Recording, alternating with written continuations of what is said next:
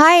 তো আজ তোমাদের সাথে শেয়ার করবো একটা ফ্রেঞ্চ স্ক্র্যাম্বলড এগের রেসিপি। তো ফার্স্ট আমি কর্ন বয়েল করে নিয়েছি, আর ডিমটাকে এইভাবে ঝুরি করে ভেজে নিয়েছি। তারপর একটু কড়াইয়ে বাটার দিয়েছি, তার মধ্যে দিয়েছি পেঁয়াজ কুচি। পেঁয়াজগুলো হালকা করে ভাজা হয়ে গেলে তার মধ্যে দিয়ে দিয়েছি বয়েল করে রাখা সুইট কর্ন। সেটাকে অল্প করে ভেজে আবারও নামিয়ে নেব। এরপর কড়াইয়ের মধ্যে আবার অল্প একটু বাটার দেব, তার মধ্যে দিয়ে দেবো একটু গার্লিক কোচানো, আর দেব অল্প একটু কর্নফ্লাওয়ার। সেটাকে অল্প একটু ভেজে আমি দিয়ে দেব মিল্ক। তাহলে একটা হোয়াইট সস রেডি হয়ে যাবে। তার মধ্যে দিয়ে দেবো আমি মোজরেলা চিজ।